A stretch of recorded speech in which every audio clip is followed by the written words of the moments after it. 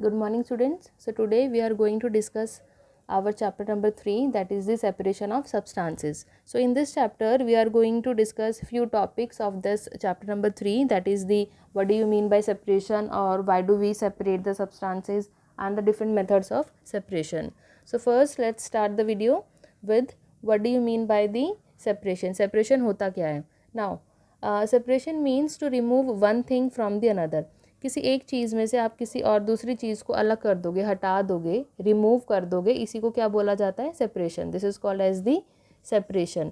इसमें आपको क्या होगा कि आपने कोई एक मिक्सचर है, उसमें से आपने कोई अनवांटेड कंपोनेंट को हटा दिया, निकाल दिया, सेपरेट कर दिया, इसी को बोलते हैं सेपरेशन.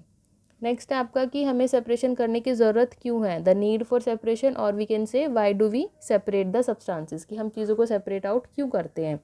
पहले आपका कि to remove the undesirable substances. किसी भी अनडिज़ायरेबल सब्सटेंस को, वो सब्सटेंस जो कि आपको नहीं चाहिए, जो जिसकी आपको ज़रूरत नहीं है, अनडिज़ायरेबल है या अनवांटेड है, उसको हटाने के लिए हम सेपरेशन करते हैं. जैसे कि आपने कोई डिश बनाई है और उसमें आपने चिलीज़ है, ग्रीन चिलीज़ हैं, वो आपको नहीं अच्छी लगती ग्रीन चिलीज़, तो आप क्या करोगे कि उसमें से ग्रीन चिलीज़ को अलग कर दोगे, बाहर निकाल दोगे. That is the removal of the undesirable और अनवांटेड सब्सटेंस. तो यानी कि वो चीज़ आपको अनडिज़ायरेबल है, आपकी उसकी ज़रूरत नहीं है, अनवांटेड है, तो आपने उसको अलग करके निकाल दिया. नेक्स्ट है कि आप किसी चीज़ को सेपरेट करते हो क्योंकि आपको वो पसंद है, you are fond of them, कि आपको वो चीज़ ज़्यादा अच्छी लगती है, तो आप उसको पहले निकाल दोगे अलग से और उसको अलग से खाना पसंद करोगे. जैसे कि केक है, केक जो होगा उसके ऊपर जो चेरीज़ लगी होती है, उन चेरीज़ को, आपको चेरीज़ ज़्यादा अच्छी लगती है, तो आप क्या करोगे कि चेरीज़ को केक के ऊपर से अलग निकाल दोगे, अलग कर लोगे, अलग करके उसको बाद में अलग से खाना चाहोगे, because you are very fond of them, आपको ज़्यादा अच्छी लगती है चेरीज़, तो आप उनको अलग से निकाल के खाना पसंद करते हो. So this is how you can easily separate out, कि आप उसको इस तरह से आप उसे सेपरेट कर सकते हो, निकाल सकते हो. थर्ड है आपका to remove the useful component, कि आपको किसी यूज़फुल कंपोनेंट को, वो कंपोनेंट जो आपको ज़्यादा ज़रूरी है, इंपॉर्टेंट है, उसको निकालना है, इसलिए आप सेपरेशन करोगे.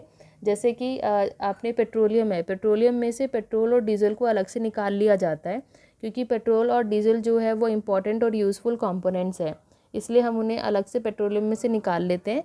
So this was the third point, कि आपको किसी यूज़फुल कंपोनेंट को निकालना है, इसलिए आप सेपरेशन करते हो. तो ये 3 पॉइंट्स थे आपके कि हमें सेपरेशन करने की ज़रूरत क्यों होती है. Now let us discuss the method for separation. Separation करने की जो मेथड्स हैं, कौन कौन से डिफरेंट मेथड्स हैं, उन्हें डिस्कस करेंगे one by one. First is the threshing, कि थ्रेशिंग क्या होता है. अब देखो, उससे पहले क्या है कि अगर जो हमारा जो वीट और राइस का जो क्रॉप है, जो प्लांट्स हैं, जब वो मेच्योर हो जाता है, वीट या फिर राइस की जो क्रॉप है, when it is being matured, तो उन्हें कट कर लिया जाता है. कट करने को हार्वेस्ट भी बोलते हैं. So then they are harvested और कट. उन्हें बाहर निकाल लोगे, कट कर लोगे, और उसके बाद जो थ्रेशिंग है, ये जो थ्रेशिंग का मेथड है, इसको यूज़ करते हैं. अब इसमें क्या करेंगे, आफ्टर हार्वेस्टिंग, यानी after cutting down the crop, crop के मैच्योर होने के बाद, उसको कट करने के बाद आप क्या करोगे कि जो ये प्रोसेस है थ्रेशिंग की, now in this process it is the beating of the harvested crop to separate the grains from the stock.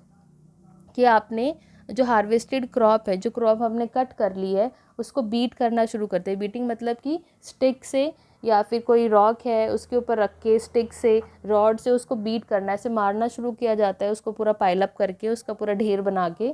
उससे क्या होगा कि इससे आपके जो स्टॉक के ऊपर जो ग्रेन्स लगे हुए थे, वो सारे ग्रेन सेपरेट आउट हो जाते हैं, निकल जाते हैं, अलग हो जाते हैं. इसी मेथड को बोलते हैं threshing. That is called as the threshing.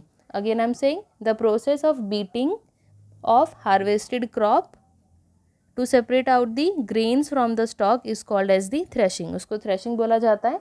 Now जो threshing है, इसको करने के 2 तरीके होते हैं. You can do this by manually किया जाता है, यानी हाथों से कर सकते हैं. फॉर एग्जाम्पल कि आपने कोई पर्सन है, वो क्या करेगा कि एक पूरा पाइल मतलब ढेर बना लेगा हार्वेस्टेड क्रॉप का. वो क्रॉप जो कि हमने ऑलरेडी कट कर ली थी, उसका पूरा पाइल करके, उसको पूरा ढेर बनाने के बाद उसको बीट किया जाता है रॉक के ऊपर या फिर किसी और हार्ड सरफेस के ऊपर, स्टिक से या रॉड से उसको बीट किया जाता है, जिससे कि उसके अंदर जो ग्रेन्स होते हैं वो बाहर निकल जाते हैं स्टॉक से.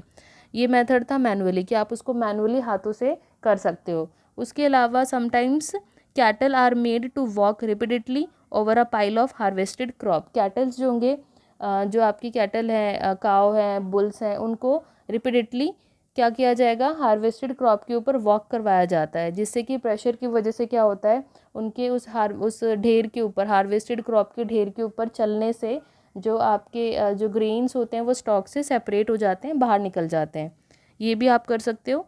उसके अलावा there is a machine also that is used for the process of in the process of threshing. Threshing में आपकी एक मशीन भी यूज़ की जाती है, जिसमें फिर आपको हाथ से काम करने की ज़रूरत नहीं पड़ेगी, ना ही किसी कैटल को यूज़ करना पड़ेगा, and that machine is called as the thresher. उसको थ्रेशर बोला जाता है। The process to separate the grain from the stalk and threshing can also be done by using this machine that is called as the thresher. Thresher बोला जाता है उस machine को जिससे कि आप थ्रेशिंग कर सकते हो ऑटोमेटिकली।